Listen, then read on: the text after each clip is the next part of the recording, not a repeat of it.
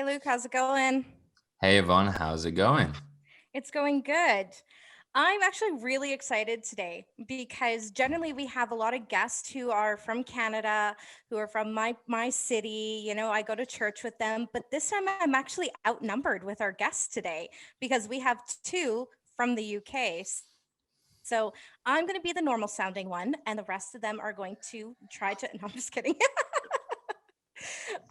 We actually have a very lovely guest on with us today. We have Pastor Mike. He is coming from Urban Church in Warrington, England. I'm really excited because he is a friend of Luke's who's going to come on, and he's actually going to share his story, isn't he? Yeah, for sure. He's somebody that I have been meaning to get in contact with for so long. Heard lots about the amazing things that God has done through his life, very uniquely as well. So I'm excited to hear more of that story. So without further ado, Mike, welcome to the podcast. Thank you, Luke and Yvonne. Yvonne, it's great to be here. No, thank you for joining us. Yeah, we're really excited to have you. Thank you. So, Mike, we call you Pastor Mike because you're the pastor of Urban Church. A lot of people will now know you for the incredible things that you've done through the church, but it hasn't always been that way, hasn't it? You haven't always been a Christian.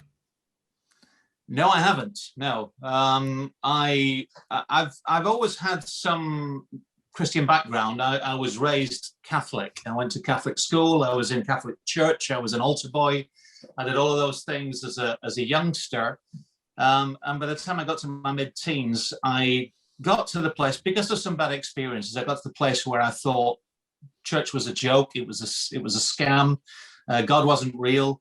And I decided that I'd go my own way in my mid-teens. So from that point forward, I hadn't been in church for many years, and had I wouldn't have called myself an atheist. I simply didn't care. I didn't want to frame myself as an atheist because that would assume that I had some understanding of what any other faith or any faith will be about. But I got to the place where it was irrelevant. I wasn't interested. And I decided that I would actually set myself a goal to be a millionaire by the time I was 30. I didn't hit that goal, but I was doing very well, actually. Until I was 28, when I discovered, through a conversation in my in-laws' home, I discovered that my wife's sister and her husband had joined a little church near in the neighborhood where they lived. We at that point lived in Scotland, and we'd come down to England to visit. And I'd heard about this little church that we're involved in. And at the time in the news, there was lots of chatter about cults and people getting locked up in cults, and these cults taking money off people and controlling their lives and so on. And I thought, this is really weird. They're obviously in a cult. And it's my job as the bright spark in the family to rescue them from this trap that they've been encouraged into. And so I literally went to church. I met with my in-laws, and I said, look, I'd like to come and have a look at this thing you're involved in. And my goal was to rescue them. So I went, at least in part, with the intention, if necessary, of beating up the leaders and rescuing my wife's sister and her husband from this cult that they were involved in. So this particular Sunday morning, it was Pentecost Sunday, 1986. I was 28 years of age, so you work out how old I am now. And my wife and I went along, and I remember going into this building. It wasn't a church building; it was a small fellowship meeting over a health studio in a small town in the northwest of England. And I remember walking in, and downstairs is all these people pumping iron and doing aerobics, and the top of the pops blaring out. And we walked upstairs, and it looked like the same group of people. It was young people who were happy and jolly and engaged with one another. And I thought, well, they're a good group of people, but this is weird. And then the meeting began. They had the most phenomenal musicians, some internationally known musicians actually in this fellowship. So the music was amazing. And I thought, well, the music's great, but it's weird. And then in the middle of it had the most amazing encounter with God. There's a lot of detail around it. And if you're open to it, I'll give you a little, just a smidgen of the detail, if that's okay. I remember being in the middle of they're singing. I've got my eyes open. I'm watching everything that's going on, looking for my opportunity to expose this thing. And the pastor, it turns out to be the pastor, he was sitting in the congregation. And he said, let's just thank God for things that he's done in our lives through this last week or so. And one of the musicians was the first to speak. And apparently, this is 1986, before the various revolutions in Eastern Europe, he'd been smuggling Bibles into Eastern Europe. And whilst he was there, he'd become quite ill. And he said, I was ill when I came back, and I got prayed for, and God healed me. And I thought, you're an idiot. You just got better. Don't say this is God. This is complete nonsense. And then there were one or two others around, other people who said things. And then the last person who spoke was an older lady, probably much younger than I am right now, but she seemed quite old to me at 28. And she said, I forget the detail of the numbers, but she said, I had a gas bill, and it was something like £39.25, and I had no money to pay the bill. And I prayed and asked God for £39.25. And I went home, put my hand in all my coat pockets, I found a bit of money, and then somebody put some money through the door, and I found somebody down the back of the sofa and all that sort of stuff. And she said, I put it together, and it was £39.25, and I paid my gas bill. I was quite intrigued by that, because that was very specific. So in my head, I said, okay, God, if you're real, all my years as a Catholic, I used to pray to you, but you never answered me. If you're real, why can these people hear you and I can't? And then a man standing behind me said, there's a man here asking this question. And this is what God says to you. He said, I want to speak to your heart. I don't want to speak to your mind because you'll explain your way. I want to speak to your heart. My background in engineering. I like to think things through and very logically focused. So he said, I don't want to speak to your mind because you'll explain me away. I want to speak directly into your heart. And of course, he had my attention at that point in time. And I'm a bit freaked out by this. And I remember closing my eyes, and I was aware of the most incredible presence in the room. Now, as I read my Bible now, I know what that presence is. But bear in mind, I had no experience and no understanding of what was happening in that room. So in my mind, I was aware that the room had disappeared, and before me is the most incredible pillar of fire. There's just an amazing presence. And I was terrified. I was shaking, everything going on. So this presence has appeared. And I knew in that moment I had a decision to make. And in my imagination, over to one side was all of my possessions, my success, my car, my toys, my holiday, my friends. And there's this presence. And I knew I had a decision to make. And I prayed the most incredible prayer I've ever prayed in my life. And it was one word, and it was yes. And when I said yes, this presence literally moved over me. So I'm standing in what I can only describe as the most incredible, all-encompassing hot shower. And before me is appearing all of these images of things that people that have wronged me, things that I've done, things I was ashamed of, stuff in my life. And they're all literally appearing before me and then getting washed away in front of my eyes. And I was, at this point, I'm blubbering, I'm bawling my eyes out. I'm not aware of anybody else in the room until I open my eyes and find I'm surrounded by people now who are all praying for me. I discovered after the event that my wife, who was standing beside me, had a similar experience at the same time in the same meeting, which is quite fascinating. So I walked out of that place completely transformed. I remember I went windsurfing actually that afternoon, and I remember having fallen off my board several times. I'm lying on the top of the water in my wetsuit, looking up at the sky, thinking, what happened to me? I feel completely different. And as I described the experience to some of my very cynical friends later, I said I felt like I was an electrical appliance in the box on the shelf in Woolworths. Those of you who remember Woolworths.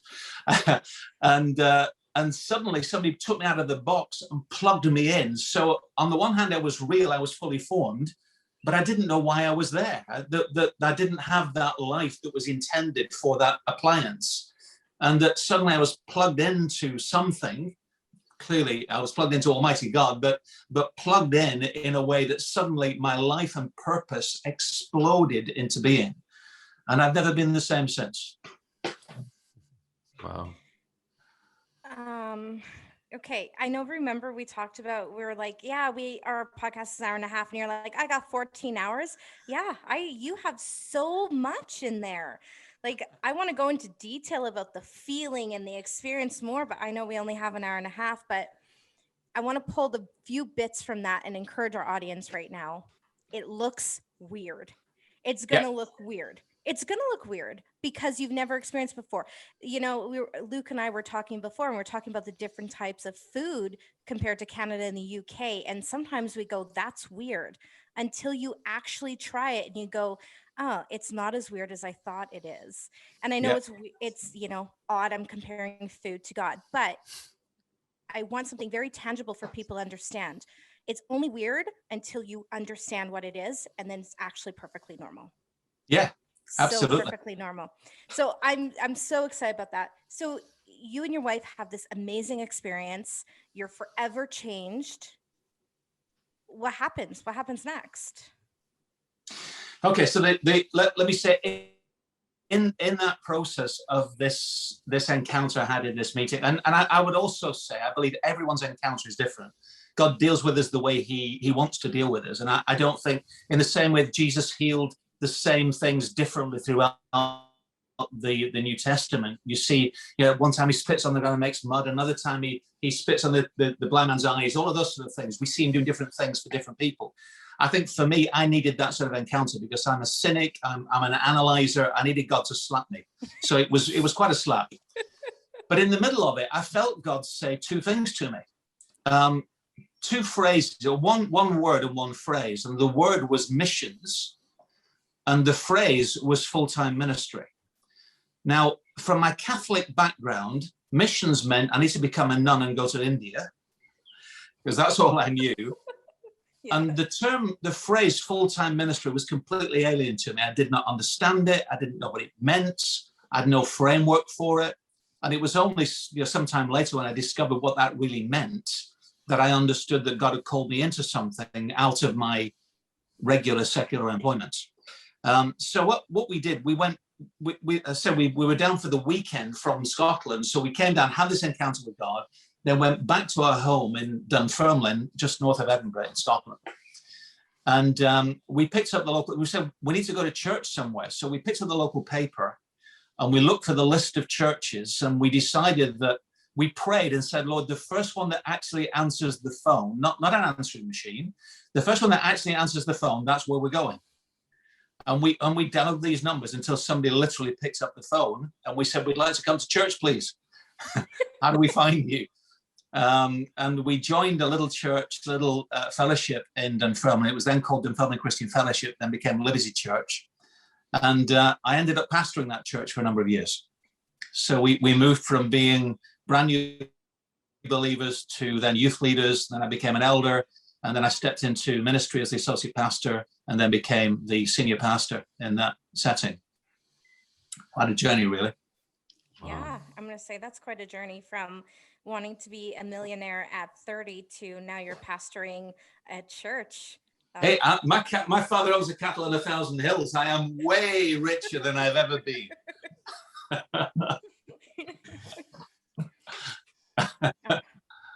That's incredible. So you got this phrase, right? Like this full-time ministry. I know a lot of people in our audience, because we've talked about this a bit, Luke, is that people get these callings, and there's a moment in this calling, and then there's a waiting. Yeah. I want to talk about the waiting in that, because I find that there's a lot of people today, especially a lot of people who listen to our podcast regularly on social media. There's a lot of people who just go like, I'm waiting, Yvonne, I'm waiting. And I'm like, that is the hardest thing we have to do, because I get that. I've been in the waiting for 15 years also. So I get that. Can you explain that waiting period for us? Yeah, the waiting is painful. We live in an instant generation where everything we have is instantaneous. And here we are on a podcast that's global. And we have this instant connection, we have instant food, we have instant everything. So I think waiting, particularly in this generation, is difficult for people. So having received this instruction to step into full-time ministry, of course, I'm then on a voyage of discovery and talking to everyone that I could about what I felt God had said to me, trying to get myself equipped and trained, position myself to step into that. We were privileged to be among leaders in Scotland who were very empowering and helped. They discipled as well. They put us in the best place we could be. But of course, it was not their job to release us. It was God's job to release us into ministry.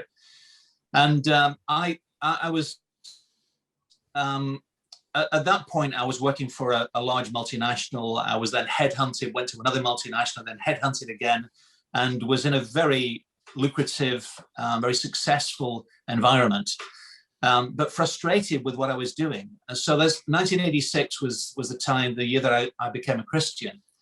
And it was 1991. Let me just get this right, 1991. And I'd become so frustrated with the fact I was in this job that I enjoyed, but I hated because it stopped me doing the things I wanted to do. I was working about 60, sometimes 70 hours a week and trying to minister in church, to do youth stuff and do worship and teach and disciple people, everything else with what little extra time that I had. And I remember in the January of that year, 1991, I was driving in my brand new BMW to Glasgow, which was about an hour and a half away from where I lived, on a very cold January morning. We'd had a reasonably heavy snowfall. There was ice on the roads, and my car would not go anywhere. It was just sliding everywhere. I remember banging the steering wheel, saying, "God, when are you going to call me? When is this going? When are you calling me, Lord? I believe I'm supposed to do something. When are you calling me?" And I felt God say, as clear as a bell, "I called you 5 years ago. When are you going to do something about it?" Oh. Which was a little alarming, to be honest, because I thought I've been doing everything I know, I think. I then walked into the office, and there's another guy in the office, one other Christian in the business, who was not charismatic, not Pentecostal, didn't believe in the gifts of the Holy Spirit. But as I walked in late into the office, and this guy walked into the kitchen behind me, and he said, "I was praying over Christmas out of Matthew 9, pray the Lord of the harvest to send workers into the harvest fields." And he said, "Your face came to mind." And he said, "I'm going to make a prediction," because he didn't believe in prophecy. He said, "I'm going to make a prediction. You will not be with this company beyond the end of the year." And he walked out. And I just felt like God said, "See, okay, I'm on the case." It was then, that year, I was taking a team into Germany to do some mission stuff over the summertime as part of my holidays. And I had the most incredible dream in about April, May time that year, where God laid out 3 scenarios for me to step into ministry. And everything went wrong in those 3 scenarios when they actually worked out. But the final thing was that sense of release. And I was then able to choose to step in and not go back into secular employment. But the pain between the call and the eventual release was very real and very uncomfortable. I was frustrated because I felt that I was wasting time doing things that were of no value, although I was privileged to lead many to the Lord in the process of my business, and to use the resources that I had to invest back into the church. So financially, we were very well provided for, and we could provide for others. And spiritually, we were able to support others. But I still felt that this sense of this burden that God had placed on my heart, and I was not able to reach for it. Really locked in partly by the normality of the work that I was involved in. It had become my little tradition, if you will. And breaking that tradition, I found very difficult. And I needed God's help to do that. So. Oh, I love it.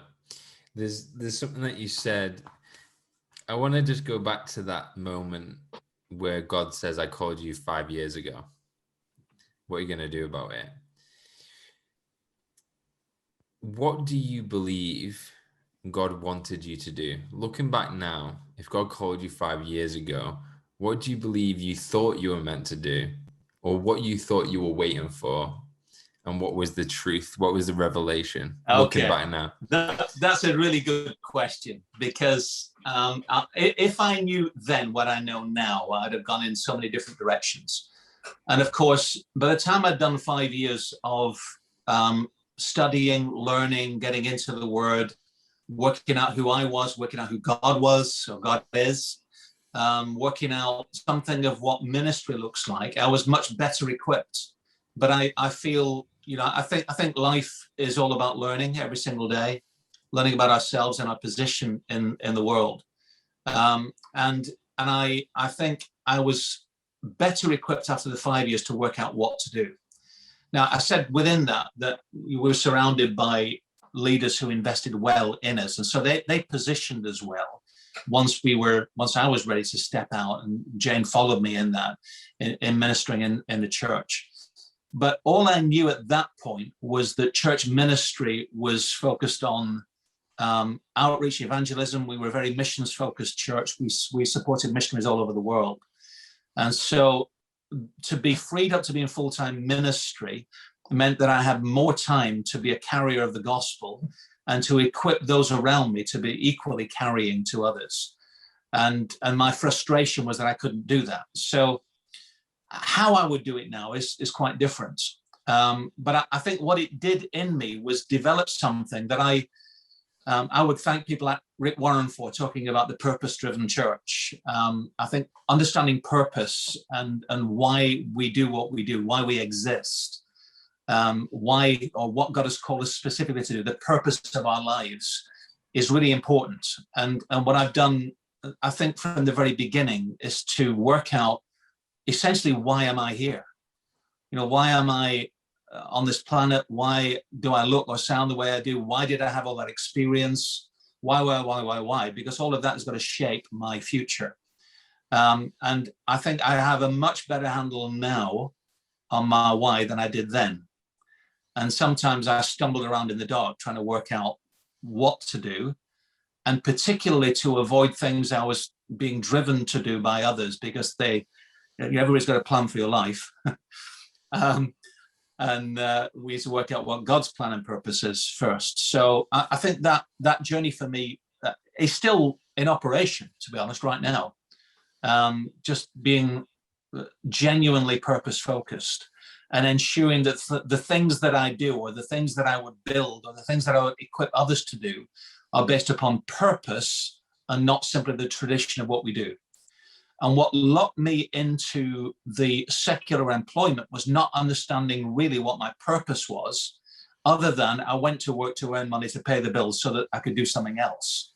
And once I got to grips with why I'm really here, it released me to let go of empty ambitions, of things that were of no real eternal value, and at times of no secular value, to be honest. And to focus on the things that I felt God had genuinely called me to. And I'm very clear about my purpose.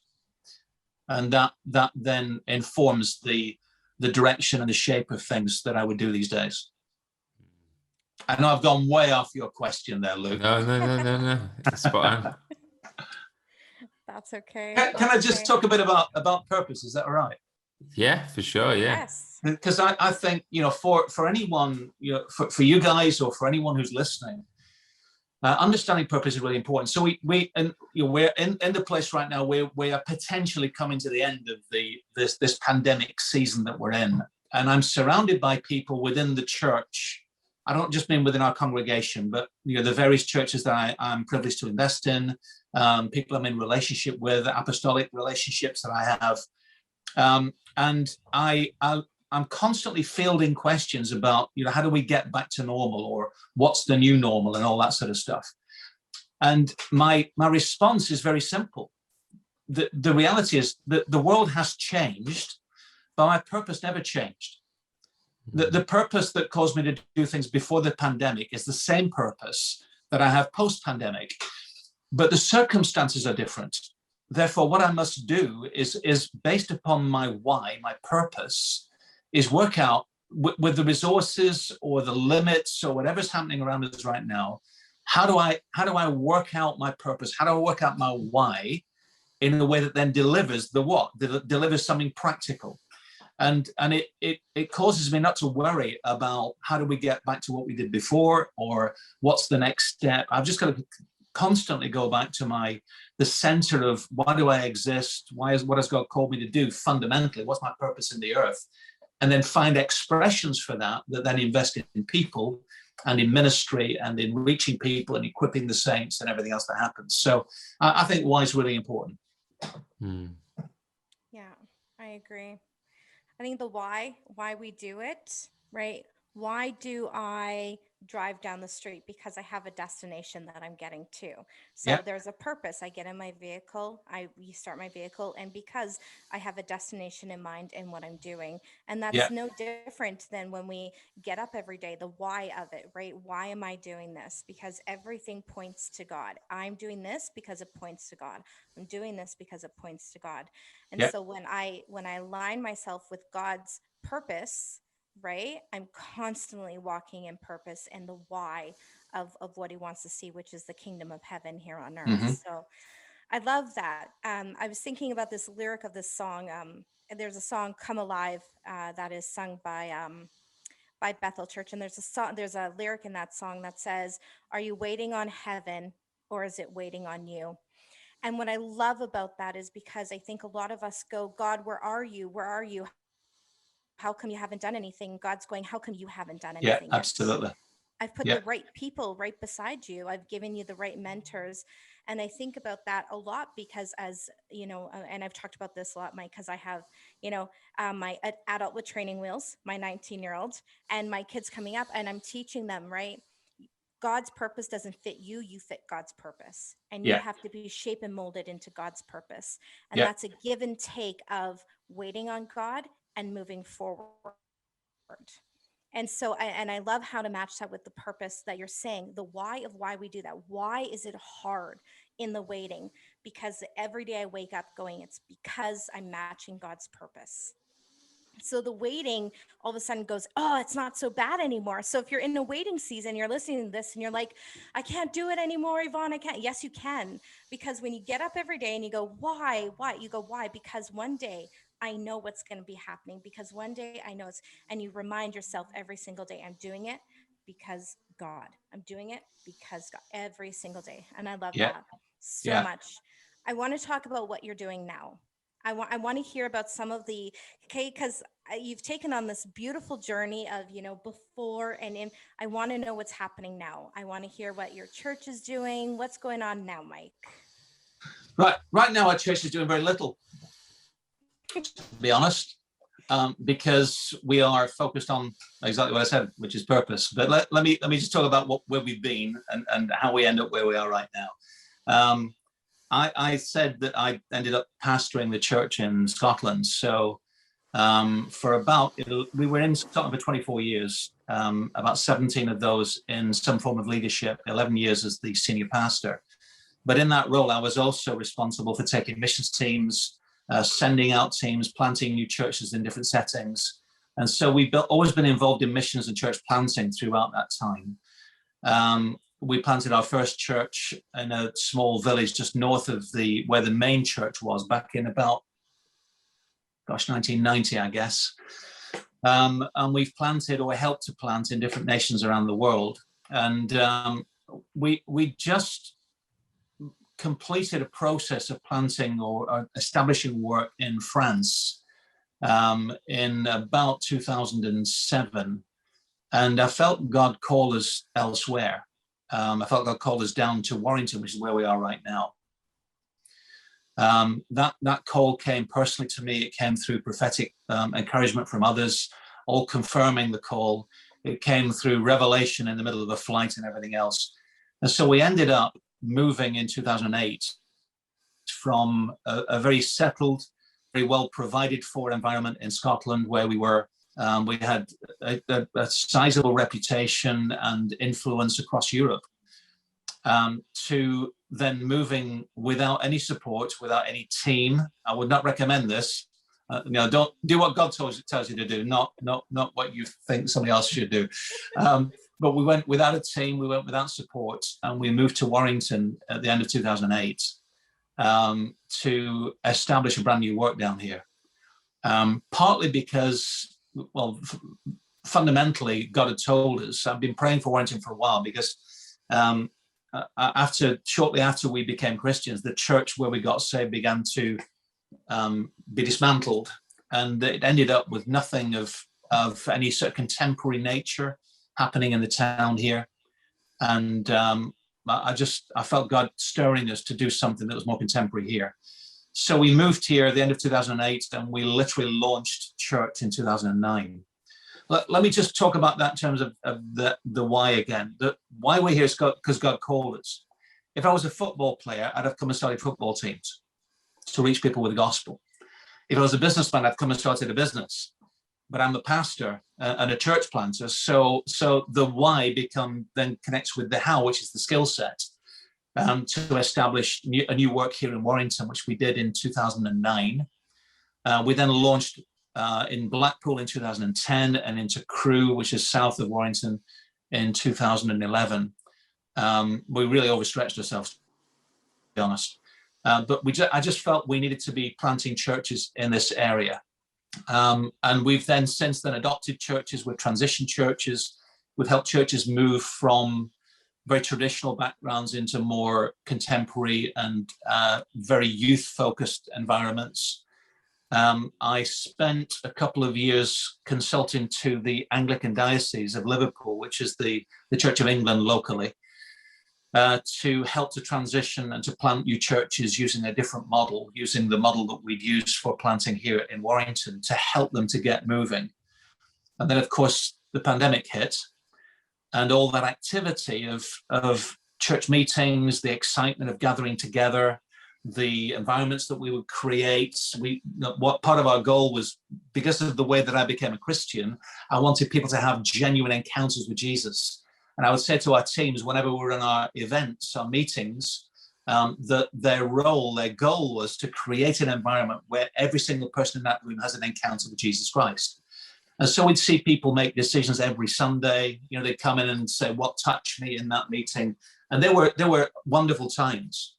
But when COVID hit, of course, we could no longer meet. But the purpose hadn't changed. So we had to start to reshape our activity based upon the purpose and the environment that we had. And so we immediately turned that around to how do we support people who are struggling in the pandemic. There's a big push in the UK about child hunger, child poverty. So we started to provide feeding programs for children. We were carrying groceries into homes, supporting people who were isolated and locked down because they couldn't get out anywhere. And because we were essential workers, effectively, we were able to go around and spend a lot of time supporting and helping people locally.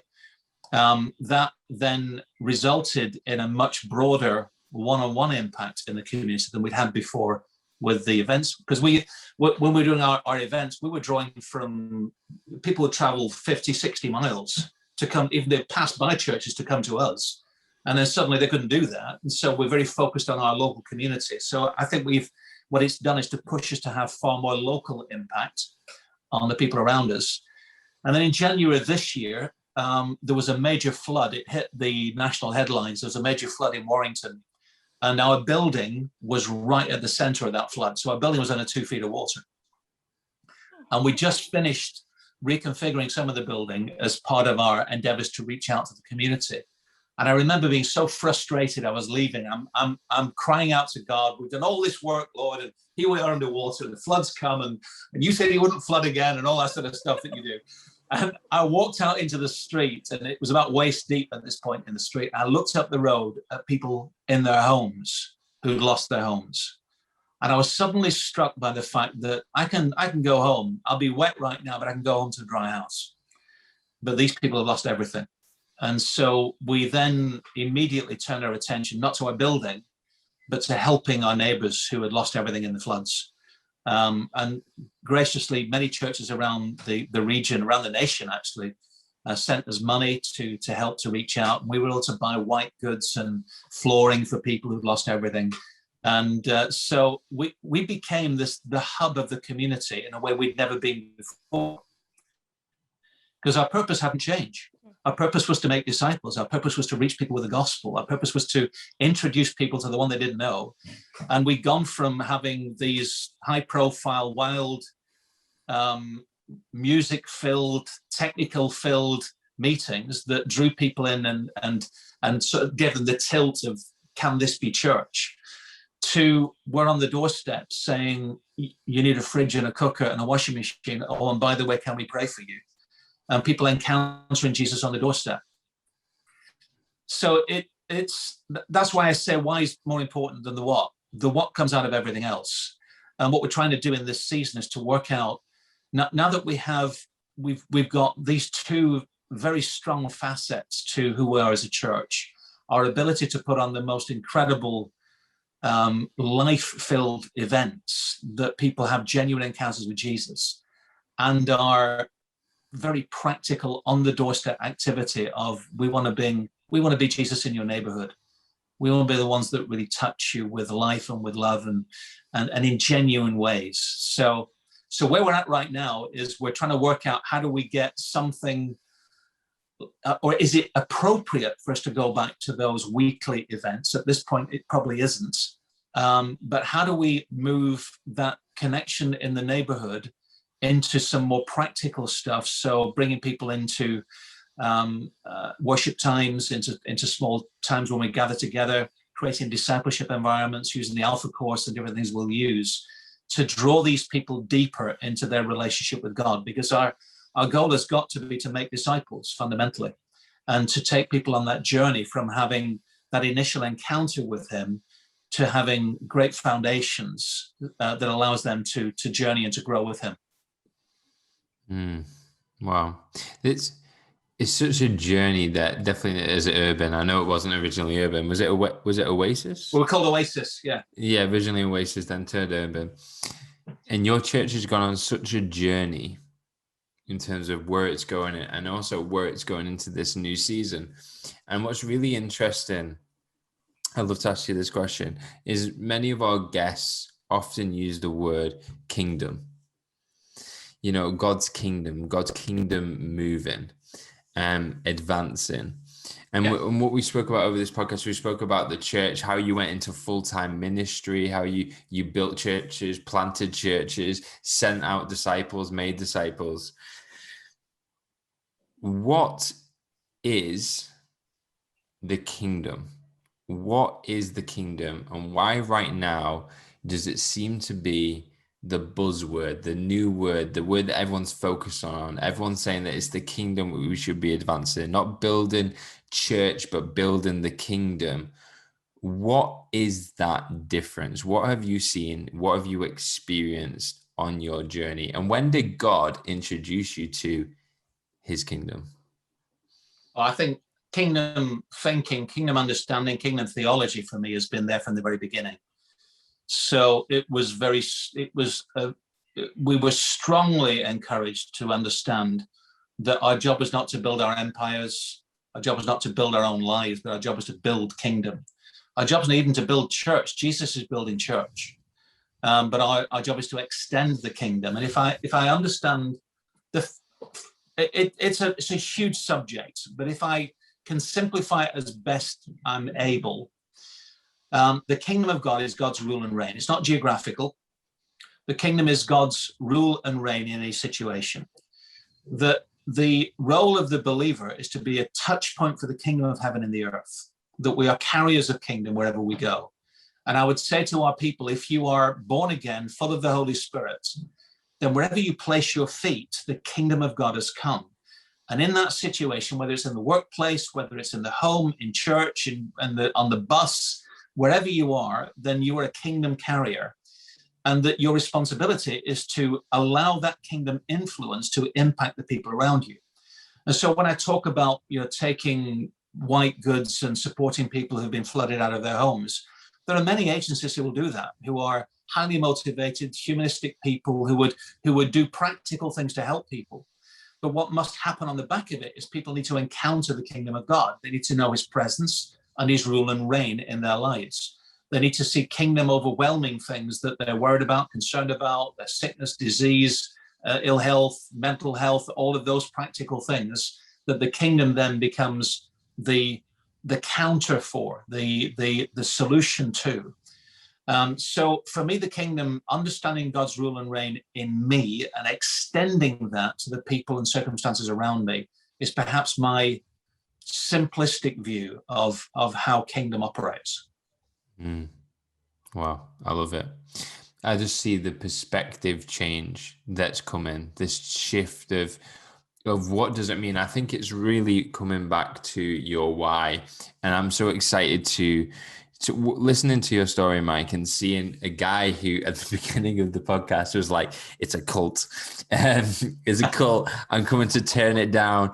You know, they're ripping everyone off. I need to stop this. I'm going to be a millionaire by 30. A very worldly mindset to surrender your life to Jesus, to go into full-time ministry, to go and do that in such a way now.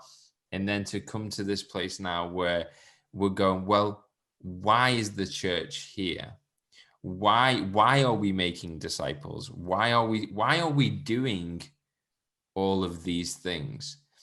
And I think you mentioning about the kingdom and just really focusing on why. And I think for our audience right now, I really want you, I think the whole theme of this podcast has been why. Like, why is God calling you?